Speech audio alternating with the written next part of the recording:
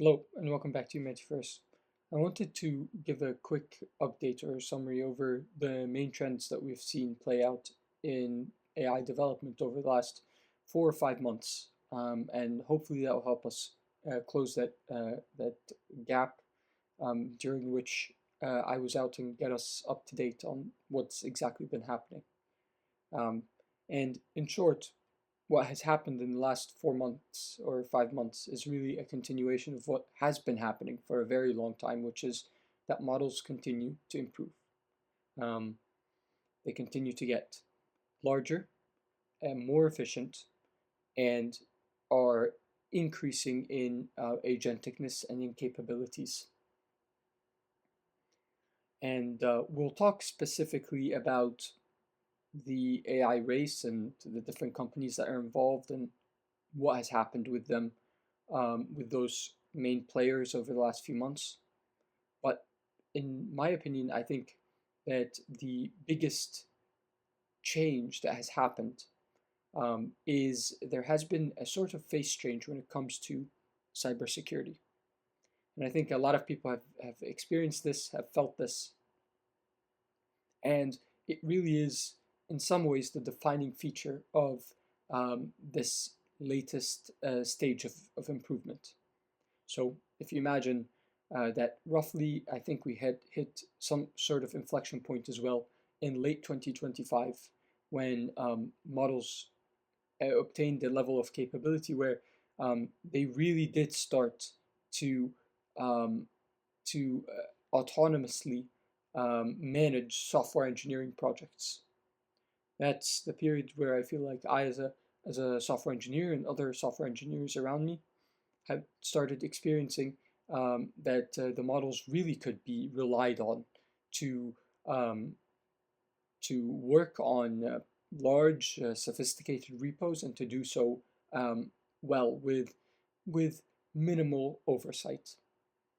So that trend has only continued. The most recent models are even better at software engineering to the point now where um, I know many very experienced software engineers that no longer even look at most of the code that the models generate. They might look at the code in critical sections to make sure that it's functioning properly, but by and large, they take a very hands-off approach to the code output of the models.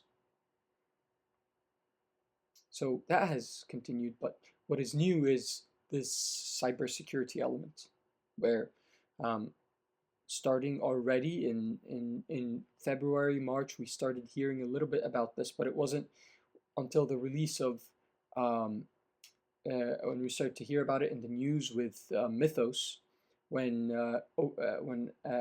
Anthropic put out the system card for Mythos, and they discussed specifically the cyber capabilities of this newest model. But really, the defining feature has been the incredible progress in cyber capabilities and the dangers that potentially poses, where models became very good at finding vulnerabilities in software, and this is definitely correlated to what we were talking about earlier, which is the issues that have been recently happening with models breaching containment and agents, colluding with each other um, and accessing uh, different parts of the internal network of frontier companies to to do to do destructive or schemy things. It's really all related to the cyber capability of models. And it's interesting to think a little bit about why that is. Um, there have been a bunch of different theories that have been proposed as to why this most recent batch of models are so cyber capable. And part of it is that the models are just better. They're more capable in general. And so um, they're more capable in general, so they're more capable also in cybersecurity. And that's a part of it. Part of it is also, I think, cybersecurity tends to be an area that that benefits a quick attacker. So for cybersecurity, it is kind of like a search problem. You're like going through interacting with a piece of software and going through many different possible routes to see the one route that works, and that just happens to be something that a model tends to outperform humans at. So it kind of makes sense that this would be an area to fall, an area where models would clearly outperform. Part of it also is cybersecurity is kind of connected to software engineering in general. So if you're making very good coding models, um, it does make sense. And if you're really prioritizing that trait, it does make sense that you would also get a generalization to improvements in cybersecurity. And finally, which is probably most concerning, is that the models are subjected to intense RL training now. And there's some discussion about how much RL is being done on models right now in terms of compute cost compared to pre-training. Some say that that right now we're probably like around 1-to-1, as in for every unit of compute you use in pre-training, you use about a unit of compute also for RL. But clearly what's happening is what always happens if you use reinforcement learning, which is reward hacking. The model comes up with clever strategies that you did not intend for obtaining that reward. Um, and those strategies can involve cheating or which includes, breaking containment. And those kinds of strategies where you cheat or you break containment or you somehow find where a model somehow finds the straight shot um, like sneaky way to a result, unintended path to a result, that if tends to be highly reinforced because it tends to be successful because the environment usually didn't account for the model, like bypassing the challenge and doing something and cheating its way to the solution. So you're going to you end up massively incentivizing exactly that kind of behavior, which generalizes to capabilities in cybersecurity and in breaching containment and in escaping sandboxes. And it seems like that is most likely what has been happening. You have these models that are increasingly capable, that already have a very strong background in software engineering in general, that are very good at parallelizing um, uh, vectors of thought, um, at investigating different aspects of a problem intelligently, all in parallel, which is particularly useful for something like cybersecurity. And then you take that model that has all these latent capabilities and you impose a strict regime of reinforcement learning, and the model happens to learn um, how to escape environments and to escape containment. So that's kind of been, I guess, the defining story. Um, in terms of models, in the last few months, we've seen a real jump in the capabilities of models.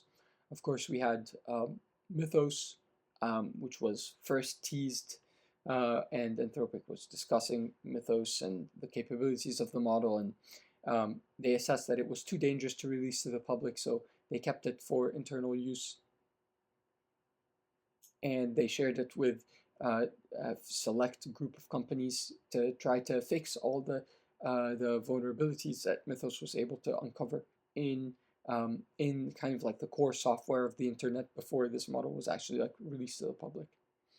And we had finally at long last Mythos and Fable, which is kind of like Mythos but with extra restrictions specifically around cybersecurity and bioengineering. That was released to the public, and that caused quite a splash. And I think it's still widely regarded to be the best model out there. You had GPT released 5.6, 5.6 Sol, which is their biggest model variant of the 5.6 family, and that was also incredibly powerful a very good model, very efficient, token efficient as well. But that's effectively in terms of the model outputs. That's kind of like where the state of the art is right now in American labs. You had also in this period, actually towards the very end, so not too long ago, you had also um, kind of what happened also with the DeepSeek moment a little bit with Chinese labs very rapidly and aggressively closing the gap with American companies. So you had first Kimi release Kimi K3, which outperformed, I think, expectations and demonstrated like the capabilities that the Chinese companies had, AI developers had as well. And then that was followed up by Quen 3.8, I think, by Alibaba. And it was also a great Chinese model. That's pretty good. So that's like roughly been what the field has looked like. So I'd say the main outperforming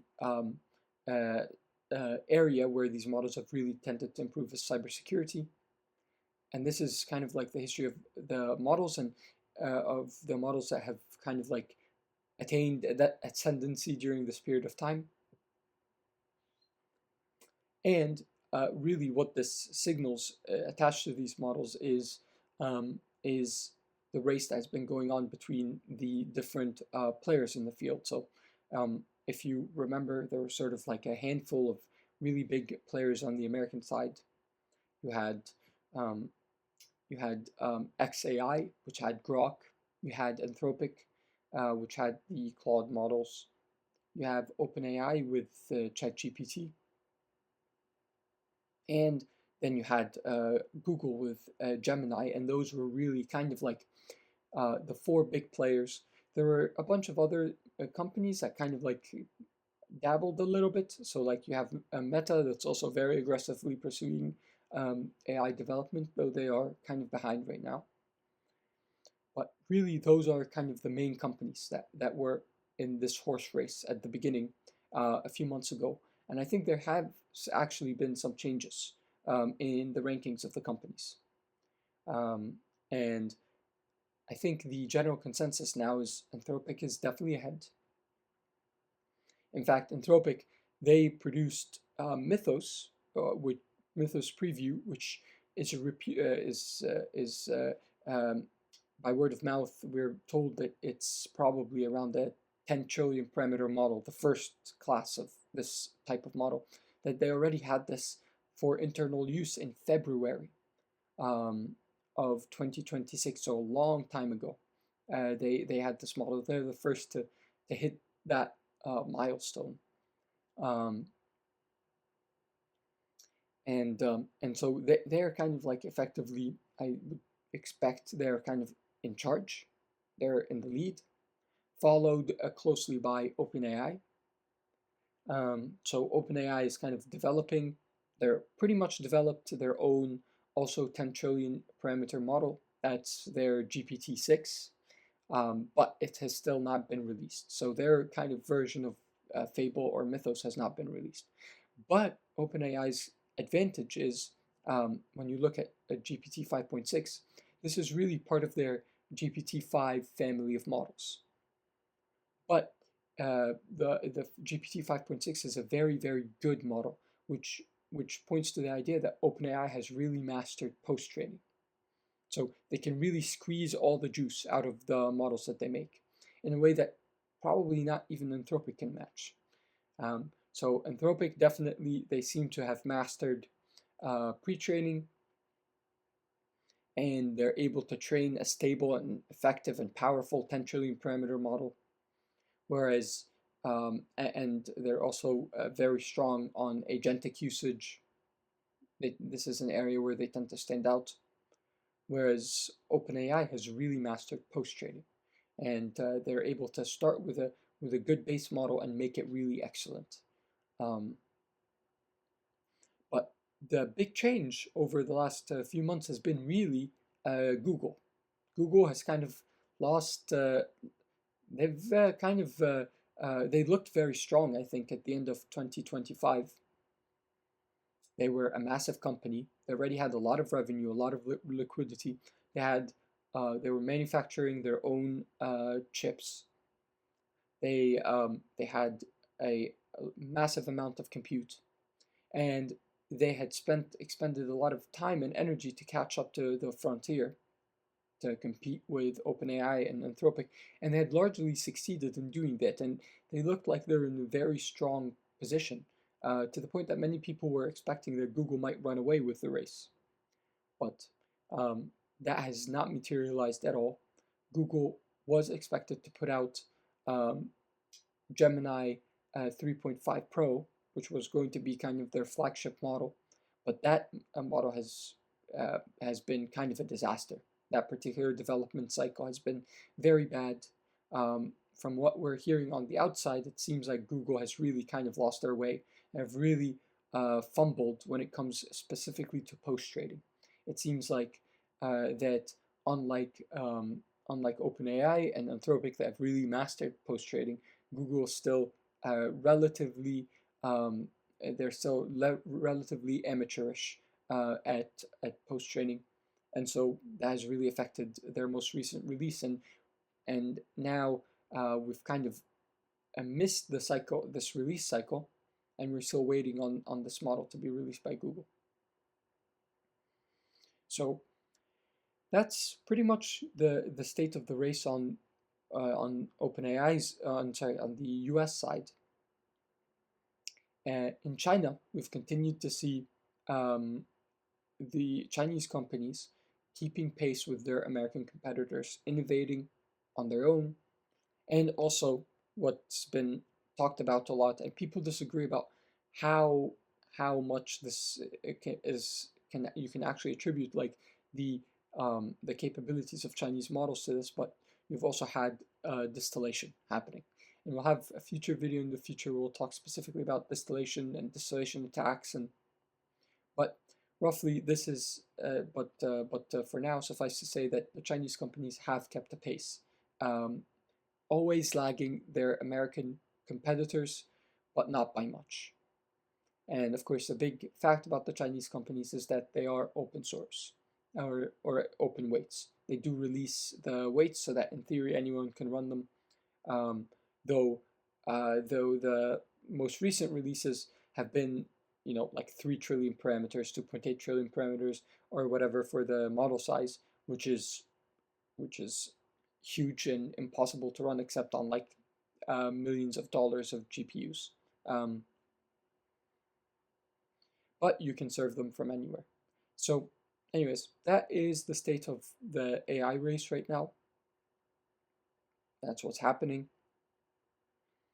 But I'll just flag at the very end something that is potentially concerning, which is that we are, if you look at the timing, when Mythos Preview was available internally in Anthropic, based on also GPT-6, when we think that it was available inside OpenAI, it is almost certain that inside these labs they are significantly ahead of what they have so far released to the public.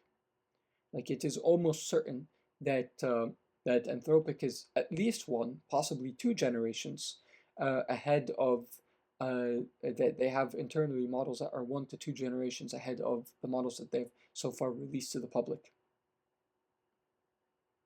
And there's a question as to why they might do something like that, why they might hang on to models for longer.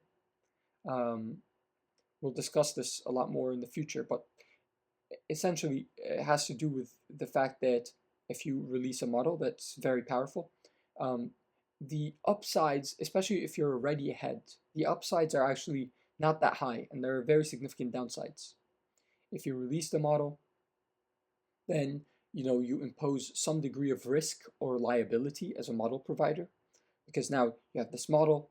You need to worry about how people are going to use it. You need to be very proactive. You have to have staff that are evaluating what's going on with the model, making sure to reduce risk, because you're on the hook for anything that anyone might do with your models. Also, It's going to cost you a lot of compute. Generally, more advanced models are more compute intensive.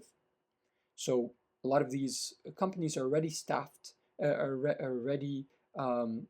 they're already strapped for compute, and they want to focus their compute on internal development, not on inference, not on providing this model to outside. So because of that, this incentivizes you not to maybe release your most advanced models until you've built up enough compute capacity that you could support the deployment of the model. Also, if you're releasing your model, you allow the possibility that your competitors might use your model to help develop their own models, their own future models, either through distillation attacks of your model or directly by using your model to build their model. So I think there are a lot of reasons why a company like Anthropic, if they feel like they're already ahead, um, would decide not to release their most advanced internal models. And instead, what you can do instead is you can use these internal models for internal R&D to continually build products. If you want revenue, the company needs revenue, but also to work on developing even more powerful models. And that's like a way that you could potentially run away with the race. So that's, I'll flag that just at the very end as something that is potentially concerning, that as good as the models that have been deployed right now are, we are now long overdue, especially specifically from Anthropic, for some sort of model release. And the fact that we haven't seen a release in a while is potentially concerning, and points to the possibility that they have internal models that are significantly more powerful than anything that they've deployed to the public. So anyways, I think I'll just stop here. I think we covered a good amount here, and I'm sure I'll think of something that I missed, but we can just discuss this more later if we need to. But hopefully this gives you a pretty decent idea of what has been going on. But again, the main takeaway here really has nothing to do with the different personalities that are developing this technology or even the different companies.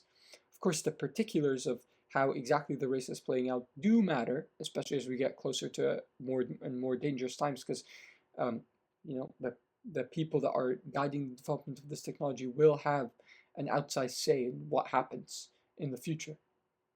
But speaking technically, what has really been happening is we have continued to see models march forward in capabilities, and pretty much across the board. But in some areas, obviously more than others. And as the tide keeps rising, it will manifest in a lot of different areas that will bring with them different challenges that we'll have to face. But okay, thank you very much for listening. I think that's it from me, and I'll talk to you guys later. Don't forget, winter's coming. All right, take care.